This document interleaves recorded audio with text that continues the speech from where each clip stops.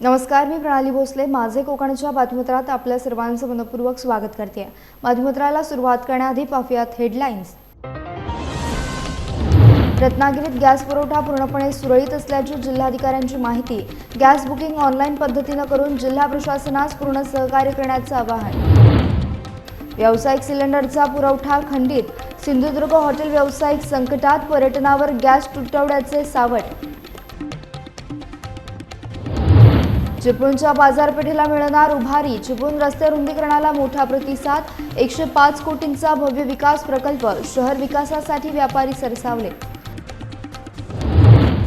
आणि सिंधुदुर्ग जिल्ह्यात साई भक्तांसाठी आनंदाची बातमी.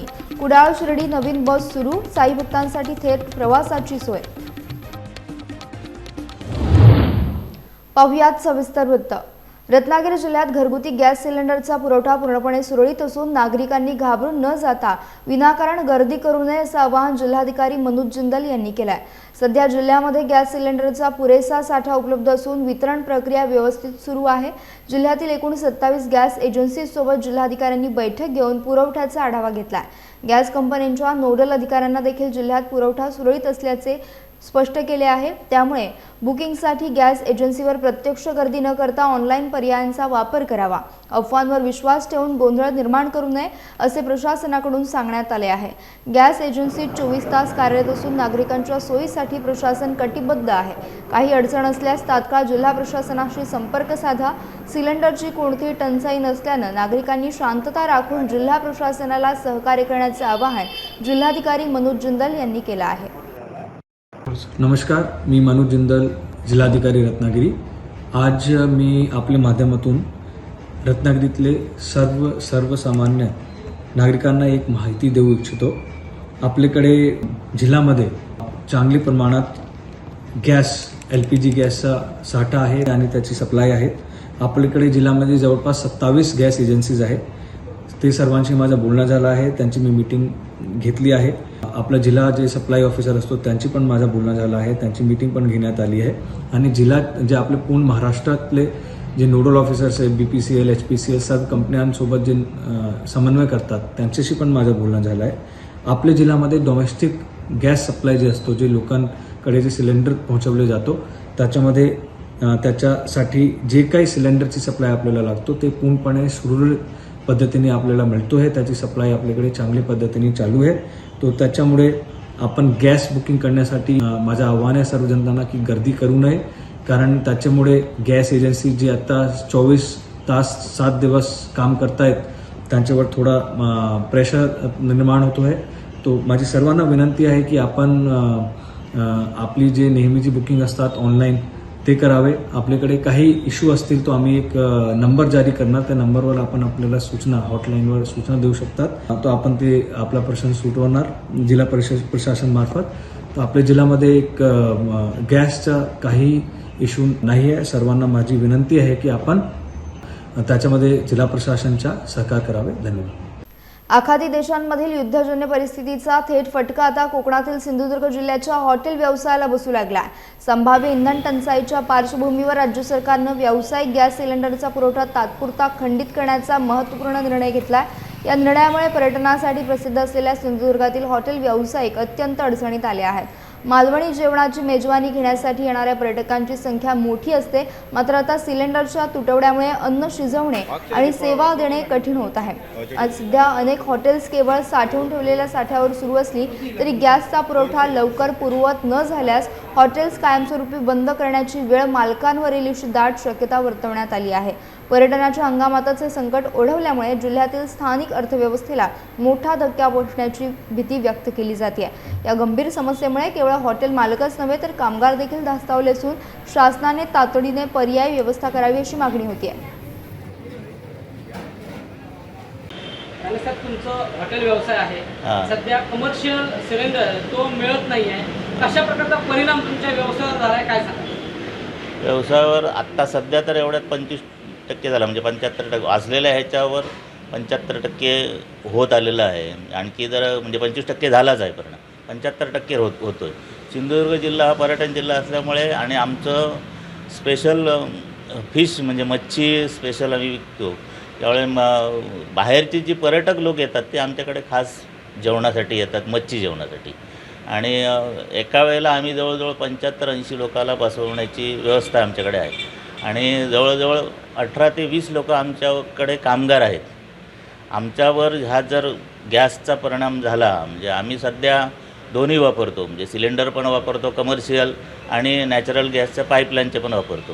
पण हे जर आत्ता सुरुवात झाली, त्याचे रेट वाढत गेले तर त्याचा सगळा परिणाम आमच्यावर होणार. आणि गॅस सिलेंडरसुद्धा नाही मिळाले तरी परिणाम होणार आमच्या व्यवसायावर. त्याचबरोबर जे पाईपलाईन आहे त्यांच्यामुळे म्हणजे ते पण आम्हाला व्यवस्थित पुरवठा करतील की नाही हे जरा ह्या परिणामामुळे, तर त्याचा पण आमच्या व्यवसायावर परिणाम होणार. आणि त्या व्यवसायावर परिणाम होण्याबरोबर सुद्धा पर्यटनावर सुद्धा परिणाम होणार. आणि त्याचबरोबर आमचे जे काही कामगार आहेत 18-20 लोक, त्यांच्याबरोबर त्यांच्या कुटुंबावर पण त्याचा परिणाम होणार. म्हणजे सगळ्यांवर हे नुकसानीचाच व्यवसाय आमच्याकडे चालू आहे. म्हणजे जे काय चाललं आहे ते कठीण आहे व्यवसाय करणं, धंदा करणं. राजापूर तालुक्याच्या पूर्व भागातील पाचल आणि परिसरातील शेकडो ग्रामस्थांनी एसटी महामंडळाच्या विस्कळीत आणि अनियमित सेवांविरोधात आक्रमक पवित्रा घेतला. मंगळवारी सकाळी 11 वाजता पाचल बस स्थानकावर जमून ग्रामस्थांनी जोरदार घोषणाबाजी करत तीव्र आंदोलन छेडला. या आंदोलनात पाचल व्यापारी संघटना, सर्वपक्षीय पदाधिकारी, सरपंच, रिक्षा चालक आणि विद्यार्थी मोठ्या संख्येने सहभागी झाले होते. एसटीच्या विस्कळीत वेळापत्रकामुळे प्रवासी, व्यापारी आणि विशेषतः विद्यार्थ्यांचे शैक्षणिक नुकसान होत असल्याचा आरोप आंदोलकांनी केलाय. आजिवली, कल्याण आणि येरडव मुंबई यांसारख्या लांब पल्ल्याच्या गाड्या नियमित सुरू करण्यात याव्यात अशी प्रमुख मागणी करण्यात आली आहे. तसेच मलकापूर मार्गे पुणे बस सेवा पुन्हा सुरू करून संध्याकाळच्या वस्तीच्या गाड्यांचे वेळापत्रक सुधारण्याची मागणी देखील लावून धरण्यात आली आहे. एसटी प्रशासनाने याकडे दुर्लक्ष केल्यास भविष्यात अधिक तीव्र लढा उभारण्याचा इशारा यावेळी ग्रामस्थांनी दिला. या आंदोलनामुळे पाचल बस स्थानक परिसरात काही काळ तणावाचं वातावरण निर्माण झालं होतं. प्रशासनाने तातडीने निर्णय घेण्याची अपेक्षा आता व्यक्त होतीये.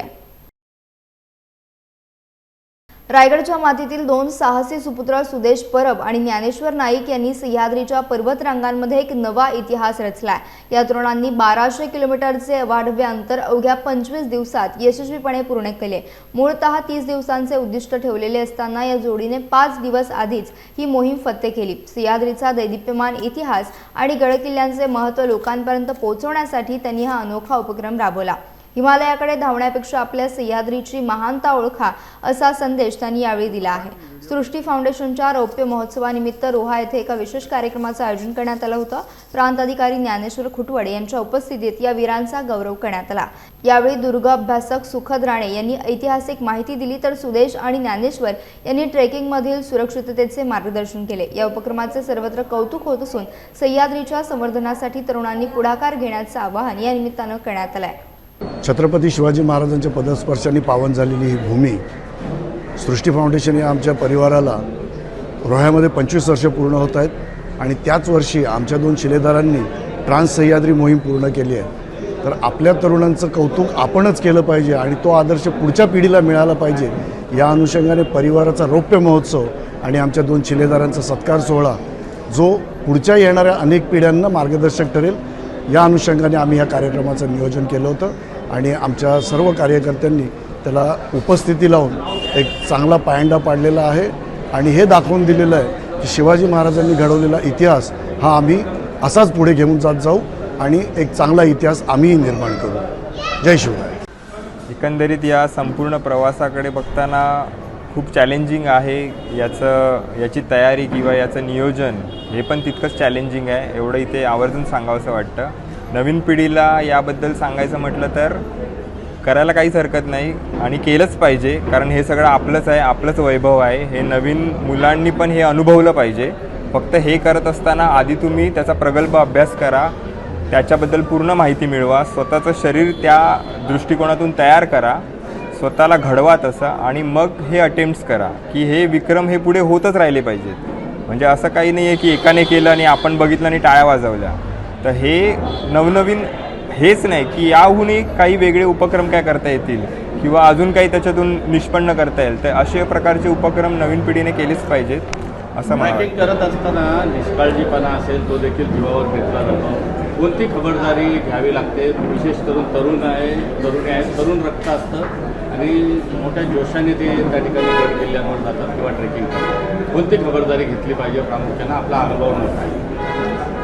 नक्कीच सांगायला आवडेल की ज्यांनी अनुभवी ट्रेकर आहेत त्यांच्यासोबत पहिल्यांदा ट्रेक करावा, जेणेकरून त्यांना पण अनुभव येईल आणि त्यांना ट्रेकिंग कसं करावं किंवा ट्रेक कसे करावे, सह्याद्रीत कसं हिंडावं हे समजेल. धन्यवाद. काय आपला एक सल्ला काय असेल या सगळ्या तुमचा अनुभव आणि सल्ला काय असेल? आता अनेक प्रश्न तुमच्यासमोर उपस्थित केले. कसं एकूणच वाटतंय, कुटुंब असेल किंवा ते समाधान काय आहे त्यातून? समाधान सह्याद्रीत फिरल्यानंतर समजतं, त्याच्यामुळे घरात बसून समजणार नाही. त्यासाठी घरातून बाहेर पडणं गरजेचं आहे. सह्याद्री हिंडायला पाहिजे, मग तुम्हाला त्याचं समाधान मिळून जाईल. आपल्या या प्रवासात चॅलेंजिंग काय राहिलेलं किंवा खडतर एकदम ट्रेकिंग कोणती होती, काय होती, कसा अनुभव होता? खडतर ट्रेकिंग म्हणजे दिवसाचं, आता बऱ्याच जणांनी केलं आहे, ते एक दिवसाला 25-30 किलोमीटर अंतर पार करून केलेलं आहे. आणि आमच्यासमोर चॅलेंज होतं की कमीत कमी 50-60 किलोमीटर करणं. ते एक मी सांगू शकतो की ते चॅलेंज होतं. त्यासाठी आम्ही पूर्वतयारी केली 2 वर्ष पूर्ण.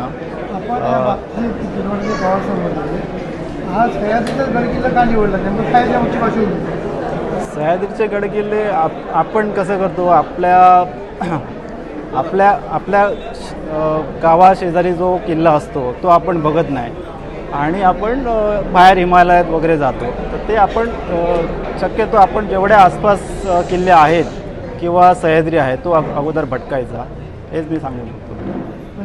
रत्नागिरी जिल्ह्यातील खेड तालुक्यात असलेल्या माणी आंबरेवाडी मधलेवाडी येथे ग्रामदैवत श्रीदेव केदार पद्मावती यांचा शिमगो उत्सव अत्यंत पारंपरिक पद्धतीने आणि मोठ्या उत्साहात साजरा करण्यात आला. यंदाच्या उत्सवाचे मुख्य आकर्षण म्हणजे ग्रामदैवत केदारांच्या नवीन पालखी सोहळ्याचे करण्यात आलेले भव्य आयोजन होते. या विशेष प्रसंगी संपूर्ण गाव भक्तिभावाने न्हावून निघाला होता. पारंपरिक वाद्यांच्या घुमणाऱ्या गजरात आणि भक्तांच्या उत्स्फूर्त जयघोषात ही नवीन पालखी गावातून मिरवणुकीने नेण्यात आली. ठिकठिकाणी पालखीचे जंगी स्वागत करण्यासाठी ग्रामस्थांनी मोठी गर्दी केली होती. या सोहळ्यामुळे केवळ गावातच नव्हे तर संपूर्ण परिसरात आनंदाचे आणि चैतन्याचे अभूतपूर्व वातावरण पाहायला मिळाले. महिला, लहान मुले आणि वृद्ध अशा सर्व स्तरातील ग्रामस्थ या ऐतिहासिक क्षणाचे साक्षीदार होण्यासाठी मोठ्या संख्येने उपस्थित राहिले होते. हा सोहळा यशस्वी करण्यासाठी स्थानिक मंडळाने आणि युवकांनी विशेष परिश्रम घेतले असून यामुळे कोकणच्या समृद्ध लोकसंस्कृतीचे दर्शन पुन्हा एकदा सर्वांना घडले. भाविकांच्या भक्तीने परिसर मंत्रमुग्ध झाला होता.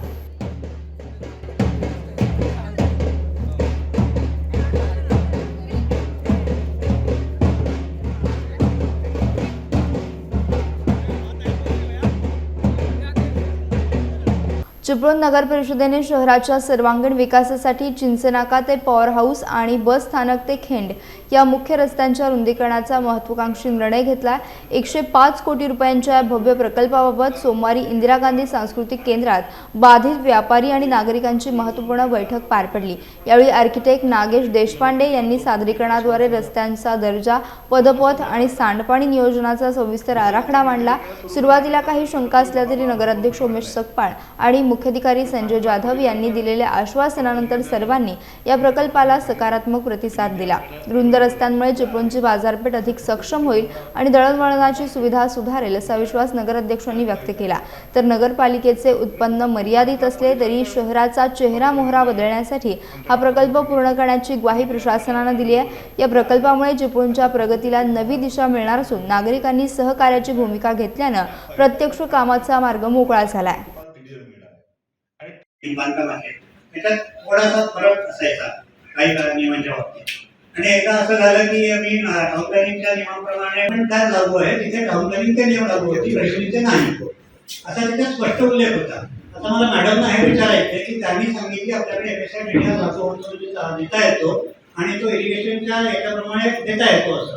तर आपल्या UDCPR मध्ये असं माझ्या तरी वाटण्यात कुठे आलं नाहीये की जर इरिगेशन मध्ये ते देता येत असेल तर देता येईल असा उल्लेख त्याच्यात नाहीये आणि माझ्या तरी वाटण्यात आलेला नाहीये. त्यामुळे इथे जर स्पष्टपणे नाही देता येत असं असेल त्याच्यात हवे असेल तर मी आता जसं रेव्हेन्यू काउंटरिंग तसा कुठे त्याचा ठोसपणा आहे. तर तुम्ही आम्हाला द्या PDR त्याचा घ्या म्हणून आणि तो उद्या चालत नाही असं झालं की त्या 1000 रुपयाच्या म्हटल्यानंतर काम चालू घरात करून राहतील त्याचा उपयोग नाही. सिंधुदुर्ग जिल्ह्यातील साई भक्तांसाठी एसटी महामंडळाने एक आनंदाची बातमी दिली आहे। कुडाळ आगारातून आता थेट कुडाळ ते शिर्डी अशी नवीन बस सेवा सुरू करण्यात आली आहे। ही बस दररोज पहाटे 5:15 कुडाळमधून सुटेल आणि रात्री 10 वाजता शिर्डीत पोहोचेल। परतीच्या प्रवासासाठी ही बस शिर्डीतून सकाळी 7 वाजता निघून रात्री 10 वाजता कुडाळला परत येईल। या बसचा प्रवास कणकवली, कोल्हापूर, बारामती आणि अहिल्यानगर अशा विविध मुख्य शहरांमधून होणार आहे। यामुळे कोकणातील भाविकांना शिर्डीचे दर्शन घेणे आता अतिशय सुलभ आणि सुखकर होणार आहे। विशेष म्हणजे लांब पल्ल्यांच्या या बस सेवेचा फायदा अनेक व्यापारी आणि नोकरदारांना देखील होणार आहे। या नवीन उपक्रमाचा जास्तीत जास्त प्रवाशांनी लाभ घ्यावा असं आवाहन कुडाळ आगार व्यवस्थापक रोहित नाईक यांनी केलं आहे। या सुविधेमुळे एसटीच्या उत्पन्नात देखील मोठी भर पडण्याची आशा व्यक्त होते। शिवाय प्रवाशांची प्रदीर्घ प्रतीक्षा आता संपली असून प्रवासाचा मार्ग मोकळा झाला आहे। सर, आता सध्या कुडाळ आगारामार्फत प्रवाशांना शिर्डी साईबाबांचे दर्शन घेण्यासाठी लाभ घेता यावा यासाठी कुडाळ आगारामार्फत ज्यादा प्रायोगिक तत्वावरती एक कुडाळ शिर्डी अशी बस चालू करण्यात आलेली आहे। ही बस सकाळी पहाटे कुडाळवरून 5:15 वाजता सुटते। ही गाडी कणकवली, गगनबावडा मार्गे कोल्हापूर, त्यानंतर सातारा, फलटण, बारामती, दौंड, नगर, अहिल्यानगर मार्गे शिर्डी अशी जाते। ही बस साधारणतः शिर्डी येथे 10 ते 10:15 या वेळेत पोचते आणि सकाळी ही बस 7 वाजता शिर्डीवरून पुन्हा त्याच मार्गे कुडाळ येथे संध्याकाळी 10:30 ते 11 या वेळेपर्यंत पोचते। तरी सदर बससाठी प्रवाशांचा प्रतिसाद जे परीक्षा चालू असल्यामुळे थोडासा अत्यल्प असून पण तरीही तो जास्त प्रमाणात चांगला आहे। तरी ही बसचा ह्या बसचा बऱ्याच प्रवाशांनी जास्तीत जास्त लाभ घ्यावा असं आवाहन आगारामार्फत करण्यात येत आहे। यासह बातमीपत्रात वेळ झाली इथेच थांबण्याची होती। यात नवीन बातमीपत्रासह तोपर्यंत तुम्ही कुठेही जाऊ नका, पाहत राहा फक्त माझे कोकण।